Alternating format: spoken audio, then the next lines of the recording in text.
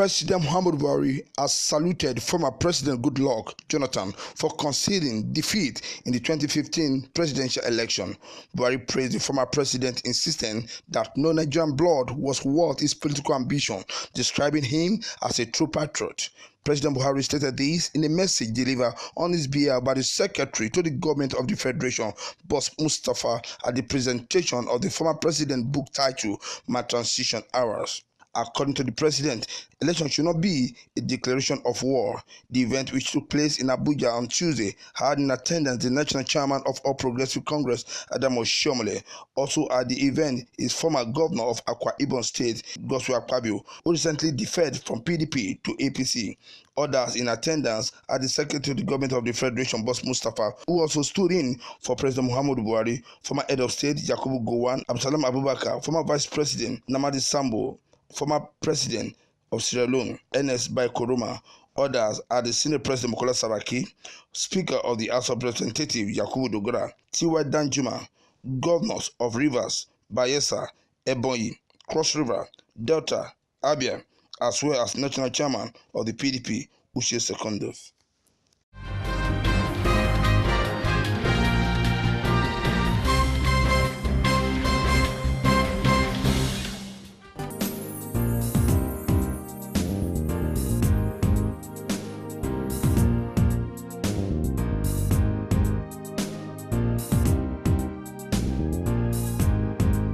Former President Goodluck Jonathan has suggested that a vast conspiracy by the Independent National Electoral Commission (INEC) was partly the reason he lost his re-election in 2015. Jonathan of the People Democratic Party conceded defeat to the incumbent President Muhammadu Buhari of All Progressive Congress on March 31, 2015, heralding the first victory for an opposition platform in Nigerian presidential election history. In his book made public on Tuesday, Jonathan said INEC biased distribution of voting credentials to the electorate precipitated his defeat at March 28, 2015 general election. As the election got underway, Jonathan said he paid extreme attention to report of irregularity as amplified in the media, but he was reluctant to ride on such excuse to reject the results.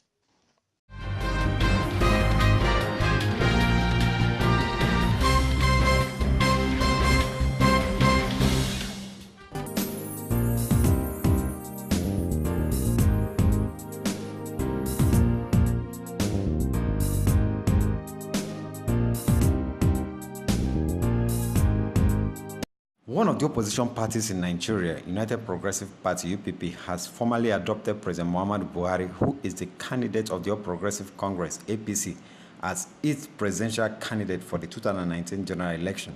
National chairman of the party, at a press conference in Abuja, said the re-election of President Muhammadu Buhari to complete his second term in office would pave way for the power shift to the south in 2023, noting that the present 4 more years would be reassuring and more beneficial to the people of Nigeria than 8 years of the People's Democratic Party presidential candidate Atiku Abubakar if he wins election.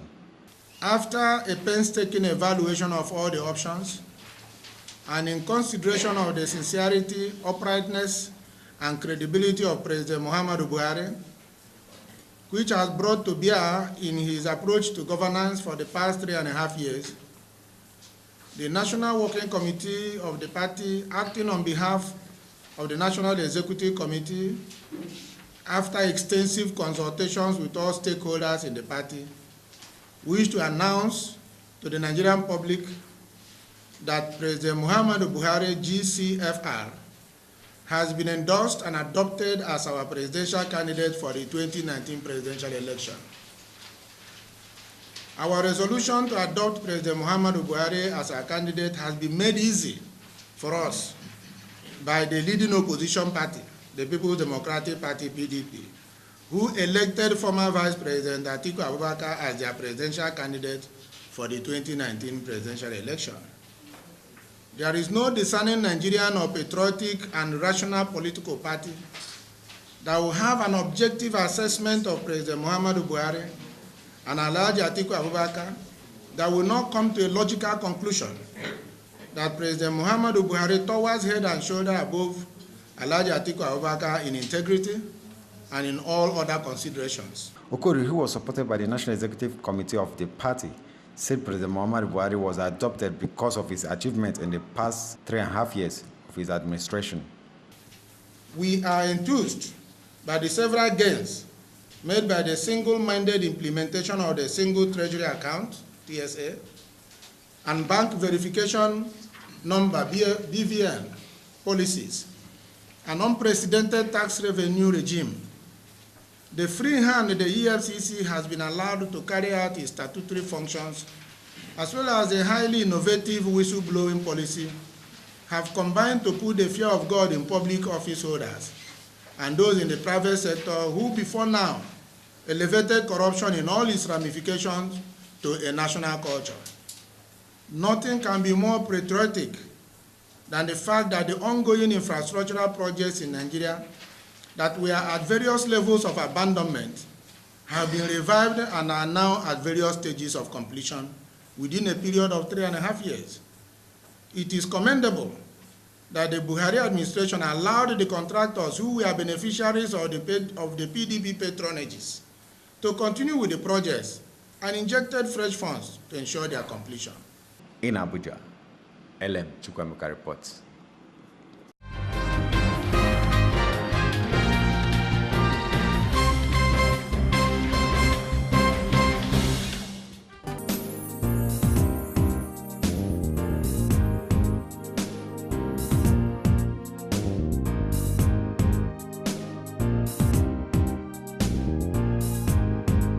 All Progressive Congress National Chairman Adamo Shomole has said that people of Kwara State will retire President of the Senate Bukola Saraki from active politics come 2019. The National Chairman of the ruling party made this statement in Abuja while speaking with journalists at the end of a meeting of the party National Working Committee. Oshomole further added that the party's victory in the last weekend by-election in Bauchi, Katsina, and Kwara State was a proof that the APC was still the preferred party of Nigerians. Politics. Now, in his own case, what the people of Kwara have done under our party is to not just to give, they will give him the honor of resigning. They are going to politically bury him come February next year. And he has seen the first warning signal. They've done the first 1-meter grave. And by February next year, Senator Saraki will be politically retired by the great people of Kwara State who he has mismanaged their political life, economy and society over the past several years. So I am very excited about that, and we think that this is something worth celebrating, and we took time to celebrate it today. And that is the kind of tonic you need in a moment like this. The chairman therefore noted that NWC has resolved to appeal to all those who are involved in the political process that must respect the right of every Nigerian to belong to a party of his choice. Putting out what they call crisis within APC. And I find it very exciting that the opposition is loudest is saying I should resign as chairman of my party. When armed robbers are demanding the resignation of an Inspector General of Police, then you know you need to keep that commissioner in office. But when armed robbers are celebrating the appointment of a commissioner or demanding that he retain his office, you better go and look at, who that commissioner is or Inspector General of Police. So I'm very excited that we're here.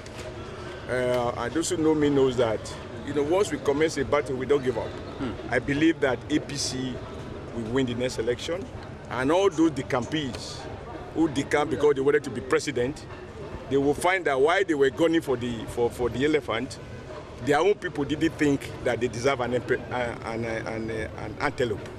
And they will punish them with their PVC.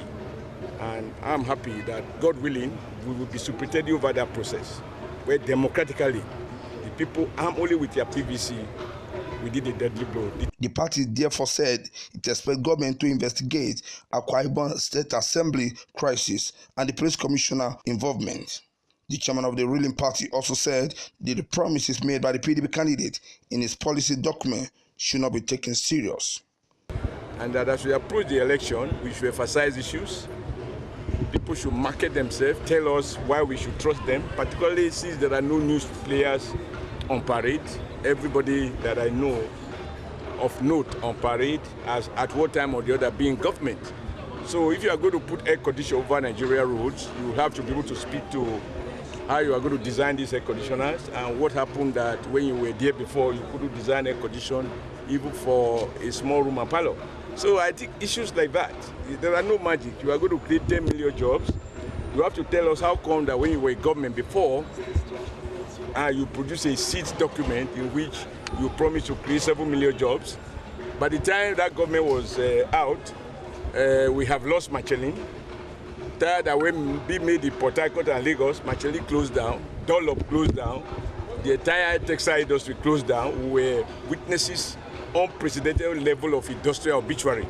Factories were closing one after the other, just at the time the government then, PDP, promised to create more jobs. So these are issues we really want to engage, and it should be a very interesting season for the media, you know, to play back what people are saying now and compare it to what they did when they had opportunity. So I think there is enough to keep us busy rather than resort to primitive tactics of arm twisting, misusing the police to harass and using thugs to attempt to assassinate state leaders of our party. So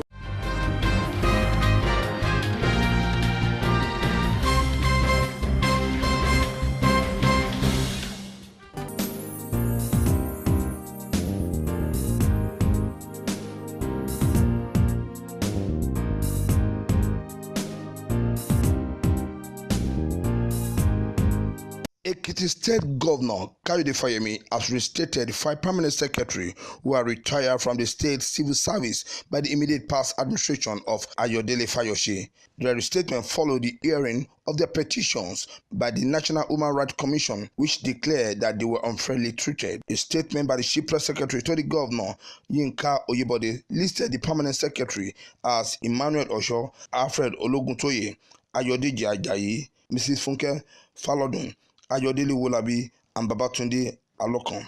Oyebode said their reinstatement was effective from November 19, 2018. He said the 5 permanent secretaries were retired unlawfully in 2014 by the Fayose administration. The National Human Rights Commission also agreed with the petitioner that the state government for their reinstatement and settlement of all their outstanding salaries and allowances for the period of their illegal termination of appointment.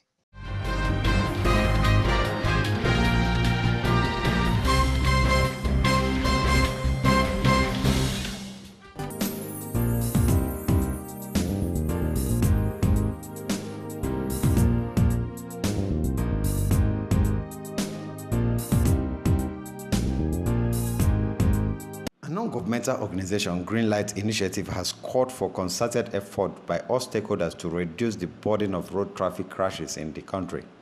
The executive director of the organization, Mr. Simon Obi, made the call at the road show to mark the 2018 United Nations Decade of Action on Road Safety and Injury Prevention in Abuja. The day has become an important tool in global effort to reduce road casualties, as the day is celebrated annually in solidarity with victims of road traffic crashes and their families. We are doing something on a bill that we have strict rules on the insurance of lives who use the road constantly. So we are also working with a lot of organizations to enact policy that will further strengthen road safety and improve road safety in Nigeria. Simply, road have stories, ugly stories of over 1.25 million people that died on the world road. Should we watch and look at them? All we're saying is slow down. When you're on the road, be careful. Use your common sense. Use the common sense speed limit. That is what we're telling you. Slow down, avoid every aspect of distraction. Mba month seems to be a month where we record high cases of road traffic crashes. We're here to raise awareness. This is Mba month. We don't want to see accidents. We don't want to see people die. We just want to see a road-free accident. Report has it that about 1.3 million people loses their lives yearly on the world's record, even as 90% road traffic crashes were recorded in the low, middle income and developing countries. This is a youth forum, and you know, a great proportion of the persons that die on the road are youth. So when we want to do our selfie, we must ensure that we are either cleared and we are not on the road when we are trying to snap ourselves. So it's a call to collaboration. Everybody is part of this movement, both the old, the young, and the youth. In his remark, Commander Sani Ibrahim of the Vehicle Inspection Office, VIO, said human, vehicular, and environmental factors were causes of road accidents. You have the human aspect of it, which is called the human factor. You have the vehicular factor, and you have the environmental factor. The human factor constitutes 85% today of the road accident we are having today that result to issue of accident. We are talking about victims today. Then the vehicular aspect takes care about 15%. Then the environmental aspect takes care of 10%. Then who carry out these activities that I mentioned is human beings. It's you and I. By the time we are disciplined from where we are, we can get to where we are going to and make the road safer. Now, if safety here in the aspect of my job, it's not the only road traffic aspect that is safety. You and I, everybody, the market woman, the farmer, the housewife, the worker, as long as you wake up, even the bed you sleep is safety. The food you eat actually is called safety. So what we are talking about, the safety here is collective ideology. But in this aspect where we are talking about road aspect, we are in charge of the road, the mother of the road. That is why this organization that I'm talking to was created from Nigerian Police Force. In Abuja, LM Chukwemeka reports.